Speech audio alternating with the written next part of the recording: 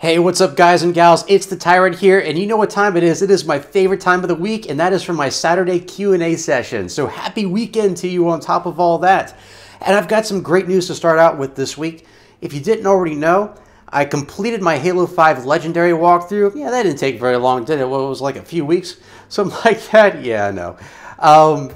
So finally all 15 missions are done. I'm going to keep doing add-ons for it, like additional tips and tricks and secrets that you can do. I'll make those my Sunday Funday videos after this week. And so you can find secret weapons and, skulls and things like that, just to keep it interesting. So, that's done. It's a huge thing that I've wanted out of the way for a while, and now you can view it in its entirety on this site. I'll post a link in the description below.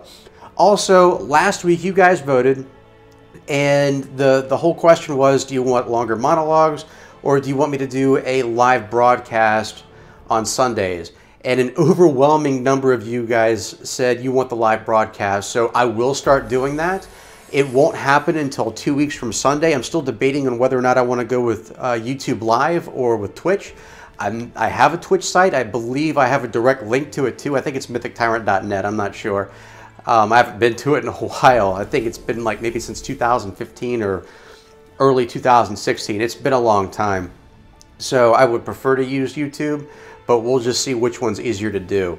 So again, not this Sunday, but 2 weeks from Sunday, I should have that set up. And what I'll start doing is just sort of doing a reminder during the Q&A session of what time it's going to be, how long it's going to be, so that you guys can be there. And I'll see if I can provide a link to it if I can do that in advance. I'm not sure if I can or not.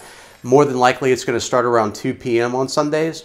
That's what I'm planning for right now, but just let me know in the comments if that's what works for most people, or if it needs to be later, or what.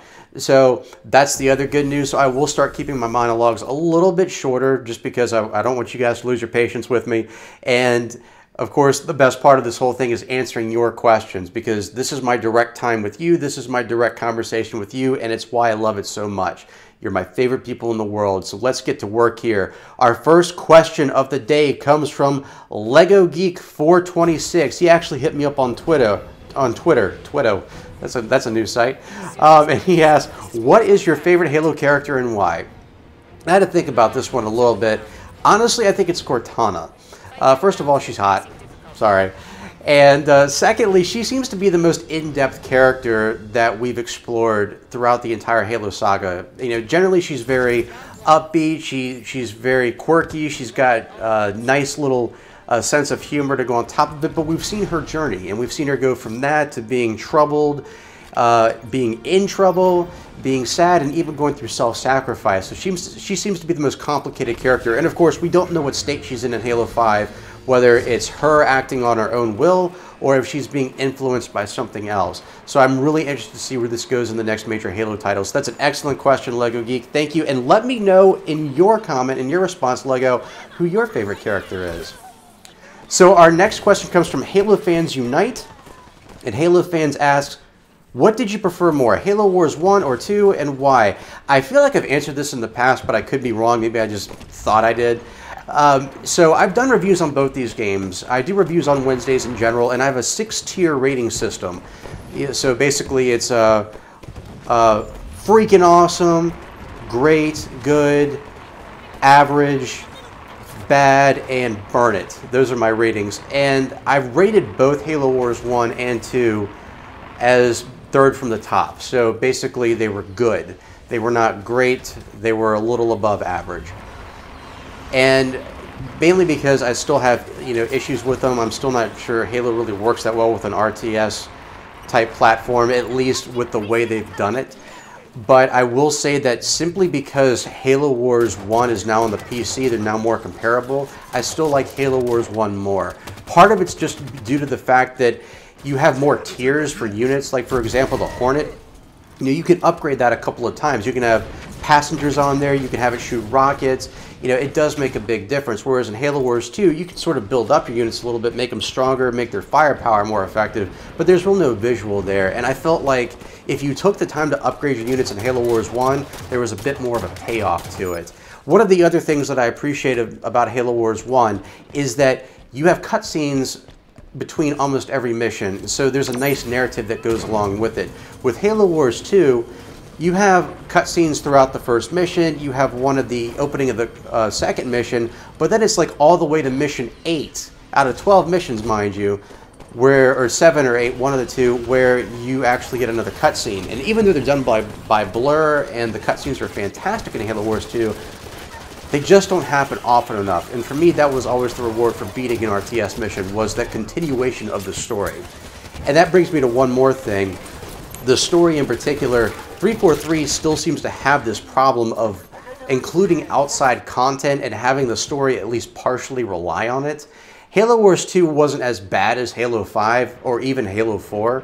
Actually, Halo 5 was the worst of those two. But it still raises questions like, okay, why is the Ark still intact? Why was there a portal open to the Ark when we thought we closed that at the end of Halo 3? You know, why was there another UNSC crew there? There's all this stuff that's left out that I feel like should have been included in the story in some way, shape, or form, rather than saying, hey, you want to know that? Go read a book. So I will say that Halo Wars 1 just narrowly beats Halo Wars 2 in that area. But that's an excellent question, Halo fans unite. Thank you. Our next question comes from King Shockey. Always good to hear from you, King. And he asks, Tyrant, what inspired you to do YouTube? So when I first started doing Halo guides, I started doing for HBO back in 2008. I thought Halo 3 was just way too easy for me, and so I thought I could do the Legendary walkthrough for it instead of one of the two people who did the previous walkthroughs on the site. They allowed me to do it. From there, it sort of escalated from doing Legendary to doing Mythic, and so I started doing it that way. I knew YouTube was a thing back then, but I didn't really have any means to capture video or anything like that. Keep in mind, you didn't have a file share at that point where you could simply download a video and upload it to YouTube. And even if you did, once we got it later on, I still just wasn't sure how to use it. We didn't get that till later on in Halo 3's lifespan. So when I finally, I saw all these guys, doing YouTube and so forth, and I was like, you know what, maybe I should get into this a bit. So what I started doing was uploading Legendary walkthroughs, because people were so afraid to try Mythic, which is Legendary all skulls on, no saves, no deaths. So I thought to myself, why don't I show them how to beat every Legendary mission without dying? And I can just do Legendary walkthroughs as sort of a middle tier. And that's how I got started. I started doing, after I did my Mythic walkthrough for Halo Reach, I said, let me do a Legendary walkthrough for it. So I did. And then after I was done with that, I started doing retroactive guides. I did Halo 3 ODST, then I went back and did Halo 3. And then from there, I think, what was it? I think I sort of messed up the order after that. It was Halo Anniversary and then Halo 2. And then down the road, again, Halo Wars. And so that's how I basically got started. And then I started doing vlogs and other stuff on top of that to try to make sure I had more content coming your way. So that's how I got started on it. I've kept up with it. I think I've had my account now for about 7 years. And I enjoy it. I enjoy talking to all of you. I've made a community out of it. It's fun having cool conversations with you, especially about Halo. And I look forward to it. I look forward to talking to you guys every week. So that in and of itself motivates me to keep doing YouTube. But that's an excellent question, King. Thank you. Our next question comes from Blackwing799. That's a kick-ass name. And Blackwing asked, this probably won't be seen. Well, guess what it was. But should there be a Halo game about Master Chief's first large mission? Yes, I think that's a great idea. If you're talking about the one from Fall of Reach, or one of the ones from Fall of Reach, I think it should be the first mission about the Covenant, though, not about the Insurrectionists, because Halo's never been about killing people, unless you're in multiplayer. It's always been about killing aliens. So in terms of the first Covenant-based mission that the Master Chief was in, I think that'd be a great game. I think we need more prequel games just because we're starting to stretch the story a little too far in the current universe. So let's backtrack and start checking out those previous experiences that we've read about in books or seen in movies. Let's play them in game. So that's an excellent question, Blackwing. Thank you. Our next question comes from one of my favorite guys on this site, Arc48. Always good to hear from you, buddy. And Arc asks, do you think the created storyline has potential, and how would you make it good for Halo 6? That is an interesting question. It seems like we've all gone Skynet here with Halo. Not real sure how that's going to play out. It feels a little too cliche. What I'm hoping it's going to do is that, and I think I've mentioned this in other videos, is that Cortana isn't the one that's in charge here. Really, the strings are being pulled by another entity, such as maybe the Didact, now that he's been composed and he's, you know, wandering around out there in the universe all digitalized and stuff. You know, something like that. I don't want to see it too heavy into the AI portion of this, just because I really don't have a lot of fun fighting the Prometheans in the current state. More fun than I did in Halo 4, but that's still not saying but so much. And when you're fighting machines versus live aliens, it doesn't have the same impact. It's not quite as interesting for me. So I hope that in Halo 6, it's not touched on a lot. I hope that we find out earlier on that there are bigger things at work. Like maybe, for example, there are precursors still left that weren't wiped out by the Forerunner. Something like that.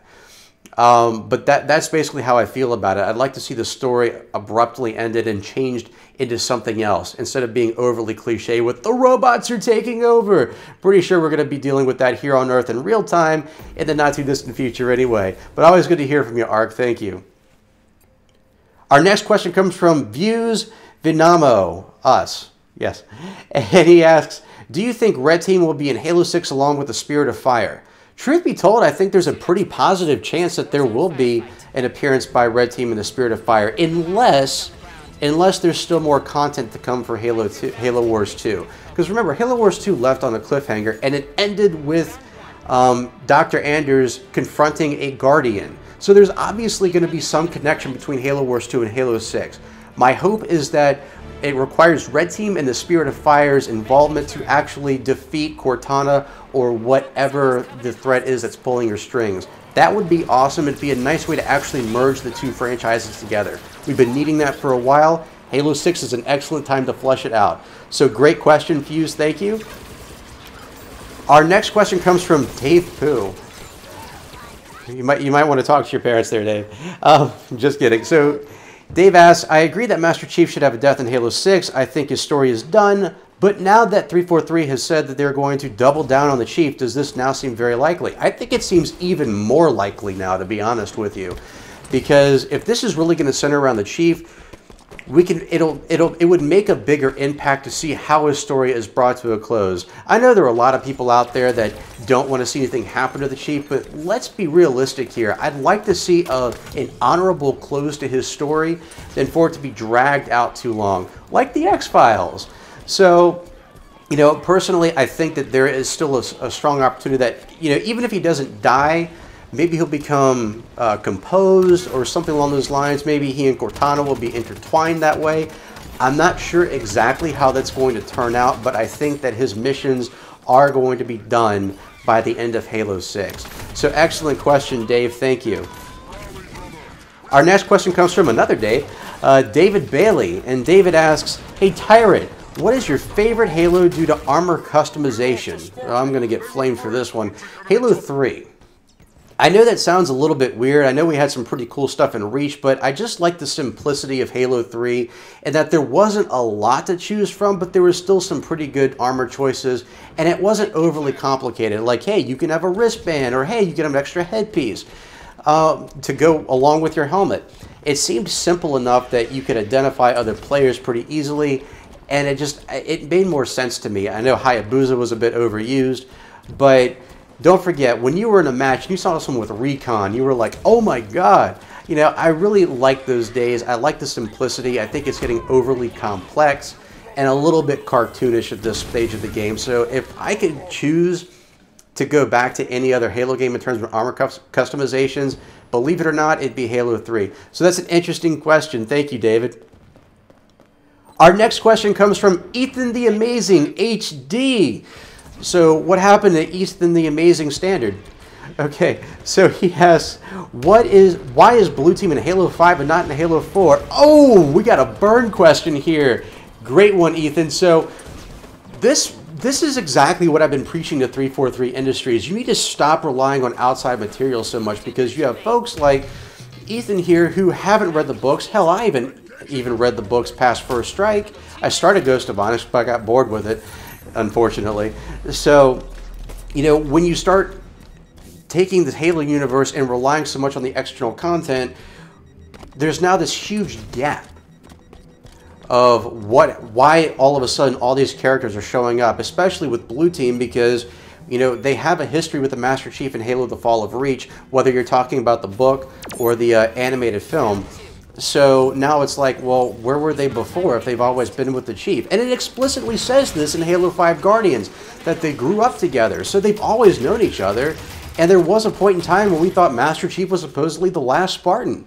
So it sort of destroyed that narrative, and it just further confused players. They had way too many characters in Halo 5, and none of them were really fleshed out. Even Locke really wasn't that fleshed out, even if you saw Nightfall. So for that end, the reason why, I haven't read the books yet. Apparently they were doing some fighting elsewhere. I know they ultimately survived Reach. I did read that much in First Strike.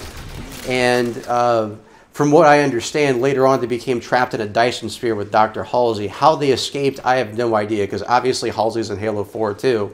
So that's an interesting point. I don't know. I do know that it's explained in outside content, but that's why outside content really needs to just be stuff that's an add-on to the universe, not a crutch to hold the universe up. So great point, Ethan, and thank you for bringing that up. Our next question comes from Patrick Thomas. And Patrick asks, do you think Bethesda will make a good substitute or replacement for 343, because Bethesda has a good track record of reviving franchises like Fallout, Doom, and Wolfenstein to their former glory by going back to the original roots? You know, that's weird. Did Bethesda do the most recent Doom? I thought it was id Software. I could be wrong there. I'm not entirely sure. I only played Doom for a few months. Still love the game, by the way. I think it's fantastic. I gave it a perfect rating on my website. But no, I don't think handing over to the Bethesda is going to be the best thing.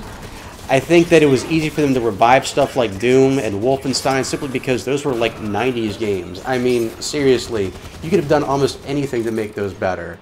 So, you know, not that I didn't enjoy the original Doom, but you're talking about, you know, real choppy looking stuff, no narrative. I mean, you know, really you just make the graphics that you have today.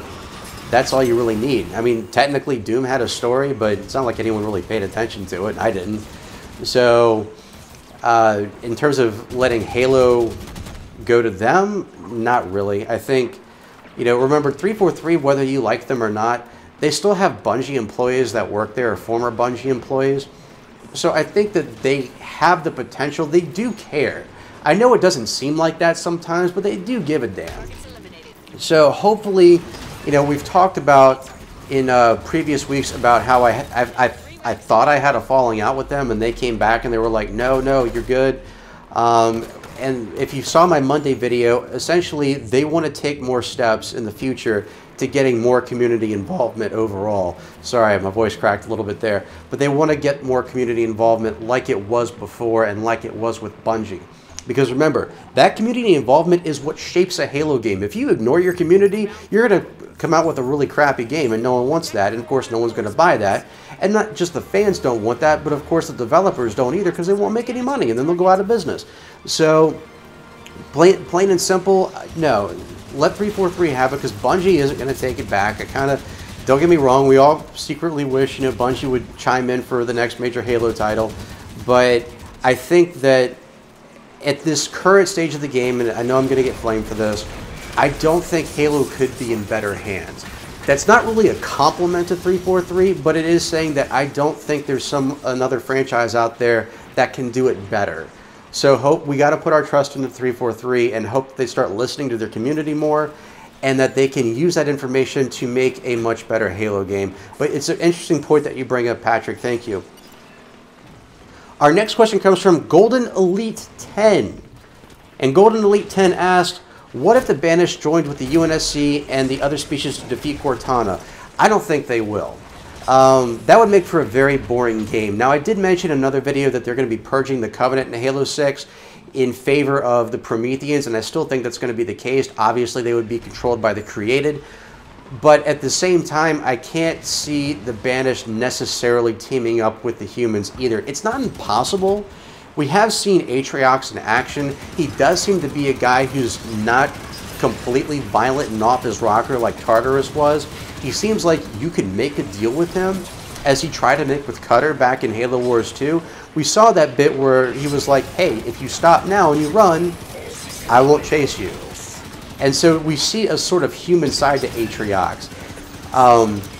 In terms of will he measure the whole phrase, the enemy of my enemy is my friend, something along those lines, maybe. It's not impossible, but at the same time, remember there was a very cryptic message by Cortana at the end of Halo 5 Guardians, and it's where she's calling out to all the different species of Covenant out there, or Covenant classes, and saying, hey, if you join my cause, I will shelter you.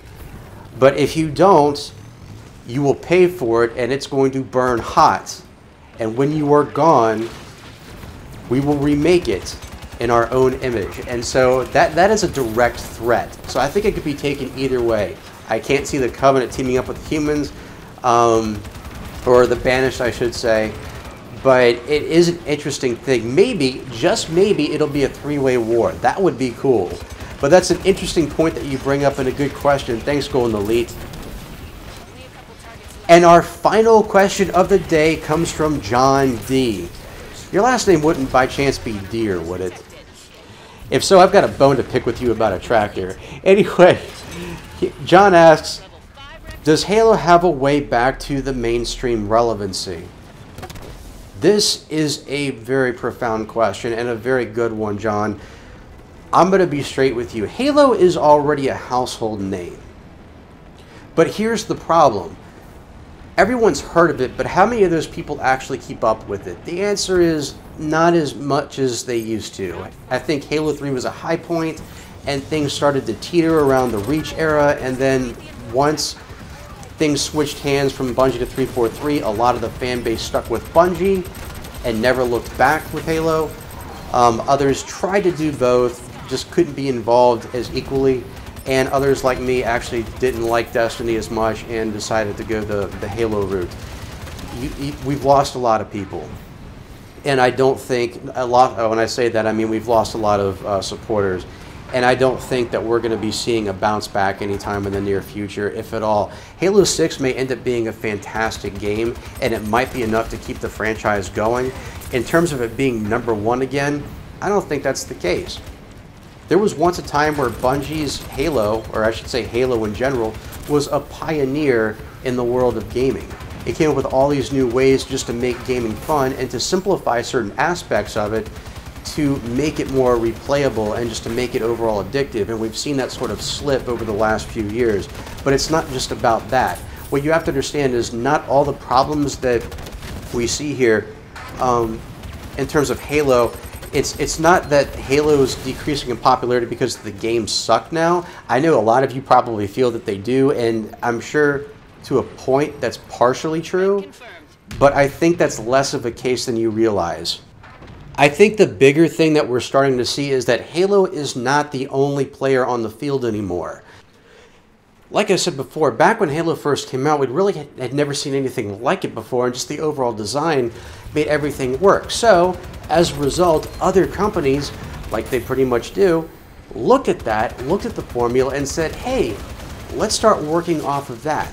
So by the time Halo 2 came out, Call of Duty became a thing. It wasn't really a thing yet, but it came into the public eye.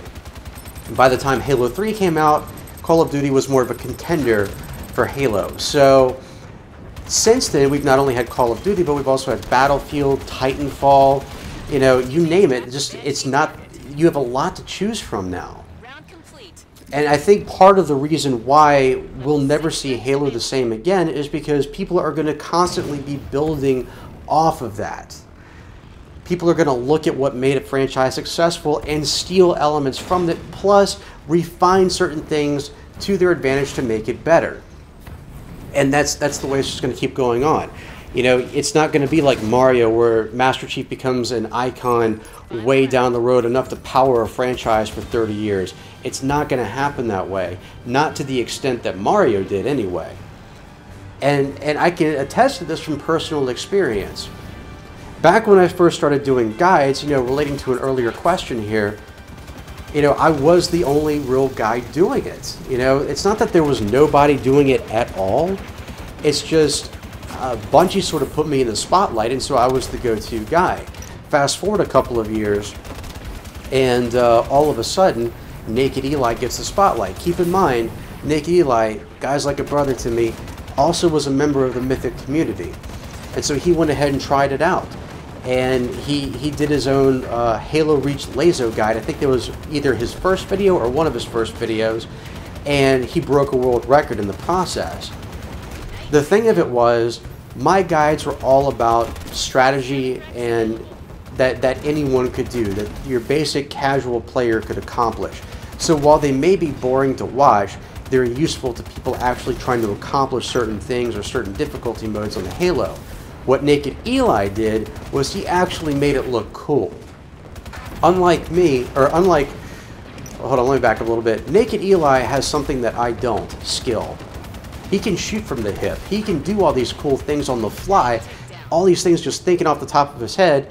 And keep in mind, I've got jittery hands, so that doesn't really help either. So I tend to kind of hang back and rely on strategy and reverse engineering the game as opposed to just on-the-fly stuff. So for a guide, for example, you'll probably come to my site, but if you want to be entertained, you'd probably go to his. Now, he doesn't make guides anymore, but, you know, even I admit, you know, his videos are a lot of fun to watch. He's a funny guy, he's a great speaker, and on top of that, he's a great player. People will see something that someone does, and they'll start looking for ways to improve on that and do it for themselves. Back in 2012, I started doing full campaign and cutscenes to the entire Halo series, and back then it really wasn't something that was done. Yes, people did long plays for old school games like, you know, Mario Brothers and stuff like that, but people didn't really do that for the modern age games because it would make the videos too long and people would get bored with it. But if you look at my site now, a couple of his videos each have over 1 million views. That's partially because no one else was really doing them back then. Nowadays, it's becoming a lot more common and people are being able to do it faster than I can. So people will basically take something, a formula that works, they'll add their own spin to it, and a lot of times you'll get a much more positive reception than what was in the original. And I think Halo is experiencing that now. Everyone saw Halo as this big pioneer, and so now they're taking elements from it, adding in their own stuff, and just taking off with it and see where it goes. Honestly, I'm going to do a video on this later, but I think Titanfall is going to be the upcoming big FPS. We've really seen what they can do with their latest game when they finally added a campaign to it. And just with all the new elements that they've added, I can easily see something like that becoming the next big thing in gaming if they do it right. And then, again, sometime down the road, something will replace that too. Halo had its time, and I think Halo is still going to be around for a little while, and Halo will always be a household name. But is it always going to be relevant? Is it always going to be something that you're looking at? You're going to be looking at the news, keeping yourself updated? No. I think that it's past its prime in that regard, whether you like to hear that or not. But I think that's sort of the way it is. And I think that's the way the franchise is and where it's going. And I think that's the way the modern game is played. So those are all really great questions this week. Of course, I picked 12 out like I usually do. If I didn't get to your question, just copy and paste it for next week's video. If you're not sure how to submit one, all you have to do, if you want a question submitted to be featured on next week's video, tell it to me in the comment section below. If, again, I miss it, just copy and paste it into next week's video. And if for some reason I still miss it, just like Lego did earlier in this video, hit me up on Twitter. You can find a link to that account in the description below. And if you like this video, please be sure to hit that subscribe button for more video game related content every Monday, Wednesday, and Friday.